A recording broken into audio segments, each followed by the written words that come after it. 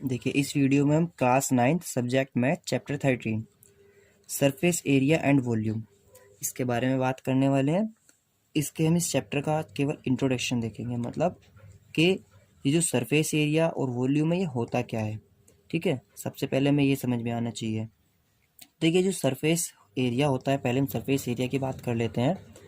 तो surface area से भी पहले हम सरफेस की बात करते हैं कि सरफेस क्या होता है। तो देखिए कोई भी आपके पास में जो इंस्ट्रूमेंट होते हैं, कोई भी चीज़ आपके पास में है, तो उसके ऊपर की जो लेयर होती है, सबसे ऊपर की जो लेयर होती है, उसे हम सरफेस कहते हैं। जैसे ये आपके पास में पेपर है, तो पेपर का जो पूरा स्पेस है इसको हम सरफेस कहते हैं। ठीक है, ऐसे ही आपके इसके ऊपर की जो लेयर है ये सरफेस है।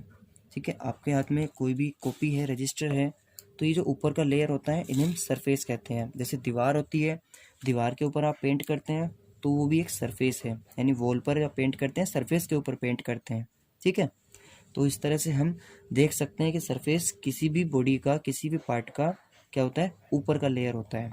ठीक है, तो अभी हम बात करते हैं सरफेस एरिया के अंदर जो हम इस चैप्टर में पढ़ने वाले हैं।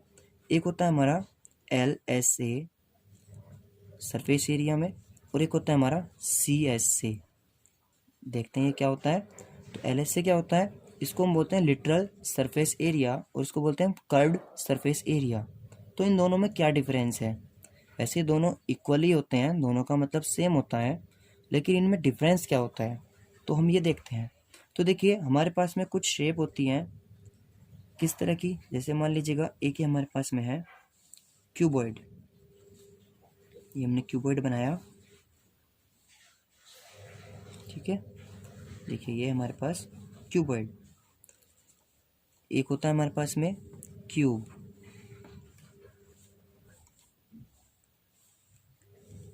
इस तरह से ये हमारा क्यूब होता है। क्यूब मतलब जिसमें सारी एज सेम होती है, क्यूबॉइड जिसमें लेंथ ब्रेथ हाइट अलग अलग होती है। ठीक है, ऐसे ही हमारे पास में एक होता है, एक हमने सिलेंडर बनाया है,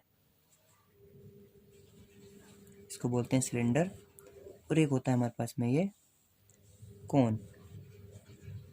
ठीक है, तो देखिए अभी हमने यहाँ पे कुछ डिफरेंट टाइप की शेप बनाई है, अभी हम बस इन्हीं का डिस्कशन करते हैं। तो हम अभी आपको ये बताना चाह रहे हैं कि जो लिटरल सरफेस एरिया होता है, कर्व्ड सरफेस एरिया होता है, इन दोनों में डिफरेंस क्या होता है, फिर ये भी बताएंगे कि ये होते ही क्या है। तो देखिए जब आप केवल जो फ्लैट शेप होती हैं आपकी, जैसे क्यूब और क्यूबॉइड, इसमें फ्लैट शेप होती हैं आपकी, जैसे ये है तो ये बिल्कुल फ्लैट है, बिल्कुल स्ट्रेट है। ठीक है, और लेकिन अगर हम बात करें सिलेंडर की, तो सिलेंडर जैसे ये आपका एक शेप है, तो ये क्या है, ये कर्व्ड है, ये मुड़ा हुआ है। ठीक है, तो जब आप कर्व्ड शेप के लिए आप एरिया फाइंड करोगे, वो भी कौन सा, केवल उसके इधर जो ये चारों तरफ का होता है, बाउंड्रीज का एरिया होता है, ओनली बाउंड्रीज वाला, इसको हम बोलते हैं कर्व्ड सरफेस एरिया। इसमें ना तो इधर वाला एरिया है ये जो ये वाला है, और ना ही हमने इसमें ये वाला काउंट किया, केवल और केवल जो इसकी बाउंड्री है चारों तरफ की, इसके एरिया को हमने रीड किया है। तो जो हम इसके एरिया की बात करते हैं तो इसे हम कहते हैं कर्व्ड सरफेस एरिया। सिमिलरली हम इसको कर्व्ड वाली शेप को ना लेकर के हम क्या ले लें, क्यूबॉइड या क्यूब ले लें। तो क्यूबॉइड या क्यूब लेने पर इसके चारों तरफ का जो एरिया होगा, जैसे ये आपका बुक है, एक रजिस्टर है, नोटबुक, तो इसमें आपने इसके ऊपर का हिस्सा नहीं लिया और ना ही नीचे का हिस्सा लिया है। बस आप कौन सा हिस्सा ले रहे हो कि जो आपका ये चारों तरफ का है, 4 साइड्स का, इधर का, ये वाला, और ये चारों तरफ का। या आप ऐसे समझिए, आपके पास में जो जहाँ पे हम बैठे होते हैं रूम होता है, तो रूम में ऊपर का जो सीलिंग होता है और नीचे का जो फर्श होता है उसको छोड़ दो, और चारों तरफ की जो वॉल्स होती हैं हम उनको रीड कर रहे हैं। तो उन चारों तरफ का बाउंड्रीज का जो एरिया है उसको हम लिटल सरफेस एरिया बोलते हैं। यानी फ्लैट शेप के लिए हम कर्व बना के लिटल कह देते हैं। ये भी चारों तरफ की बाउंड्रीज का होता है, ये भी चारों तरफ की बाउंड्रीज का होता है।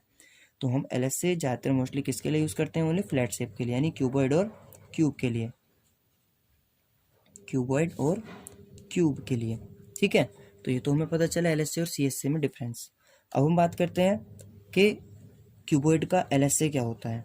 LSA ऑफ क्यूबॉइड, तो LSA क्या होता है, चारों तरफ की एरिया की बात करें दीवारों की, तो ये फॉर्मूला होता है इसका 2 into L plus B into H।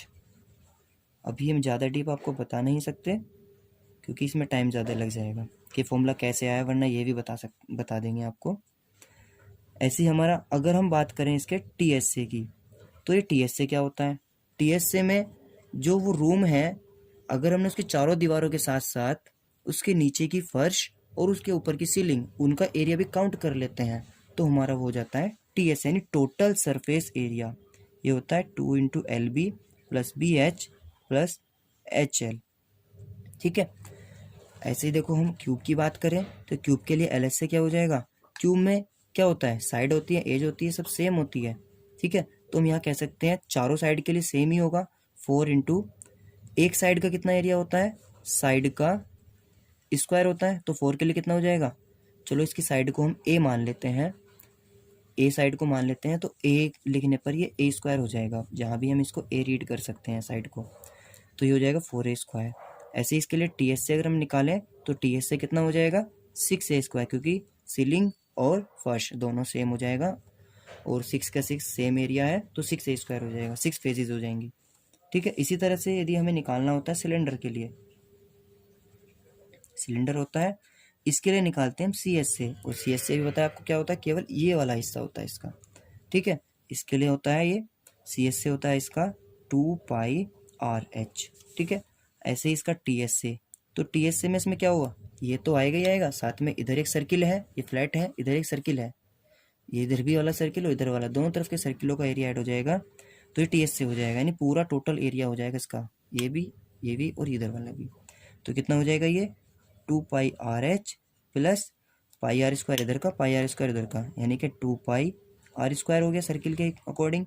तो ये हो गया सोल्व होके 2πr LCM H + R, ये हो गया TSA ऑफ सिलेंडर।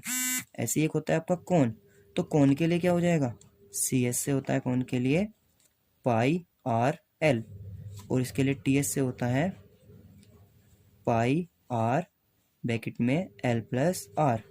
ठीक है। तो अभी देखिए, पहले यहाँ पे हमने L लिख दिया, ये L क्या होता है इसको समझिए। तो ये जो कोन होता है, कोन के अंदर ये रेडियस होती है, ये हाइट होती है, और ये जो होता है इसको बोलते हैं L, यानी कि स्लैंट हाइट, स्लैंट हाइट। ठीक है। तो हम यहाँ पर इस L को फाइंड कैसे कर सकते हैं? इसके अंदर हम पाइथागोरस थ्योरम लगा करके L फाइंड कर सकते हैं। ये L हो गया, ये H और ये R, तो इसमें रिलेशन हो गया L = √R² + H²। तो यहाँ हम L फाइंड कर सकते हैं, या हमें H फाइंड करना हो तो H भी फाइंड कर सकते हैं L² - R² से, या R भी फाइंड कर सकते हैं L² - H² से। ठीक है। तो इसमें से कोई भी चीज़ पूछी जाती है हम निकाल सकते हैं, ये हमारा TS से होता है। ऐसे ही हमारा देखिए वॉल्यूम, वॉल्यूम क्या होता है? जब आपके पास कोई स्पेस होता है, इसमें आप कोई चीज़ अंदर भर सकते हो, कोई चीज़ अंदर रखी जा सकती है, तो उसको हम वॉल्यूम कहते हैं। तो ऐसे ही क्यूबॉइड के लिए वॉल्यूम क्या होता है इसका? वॉल्यूम होता है इसका L × B × H। अगर हम इसके वॉल्यूम की बात करें तो इसका वॉल्यूम होता है A की क्यूब, और हम सिलेंडर के वॉल्यूम की बात करें तो देखिए, वॉल्यूम बताया मतलब इसमें जितनी कोई चीज़ भरी जा सकती है, वो उसके अंदर का स्पेस जो है वो कितना है, तो उसे हम वॉल्यूम कहते हैं। ठीक है। तो इसके लिए वॉल्यूम कितना हो जाएगा हमारा? इसके लिए हो जाएगा 1/3, सॉरी, इसके लिए होता है πr²H, और कोन के लिए वॉल्यूम कितना होता है? 1/3 πr²H, ये होता है उसका वॉल्यूम। तो इस तरह से अभी हमने 4 शेप पढ़ी हैं। ऐसे ही हमारे पास में एक होता है, हम शेप के लिए ही बात करें जो इस चैप्टर में हम पढ़ने वाले हैं, एक होता है हमारे पास स्फेयर। स्फेयर मतलब जैसे आपकी बॉल होती है, या नारियल होता है, फुटबॉल होती है, इस तरह से जो होता है सॉलिड, ये स्फेयर है हमारे पास। तो स्फेयर के लिए भी हमारे से CS से पूछ सकता है और TS से पूछ सकता है। तो स्फेयर में आपने गेंद को देखा होगा, उसकी सरफेस पूरी की पूरी एक ही होती है, 2-4 नहीं होती है, कट नहीं होता है, पूरा सेम होता है, एक ही होता है पूरा। तो उसके लिए CS से TS से दोनों सेम होता है, और ये होता है 4πr²। और अगर इसके वॉल्यूम की बात करें तो ये होता है 4/3 πr³। स्फेयर के बाद में अगर हम स्फेयर को काट दें, और काटने के बाद में हम बना लें उसमें उसका आधा हिस्सा ले लें।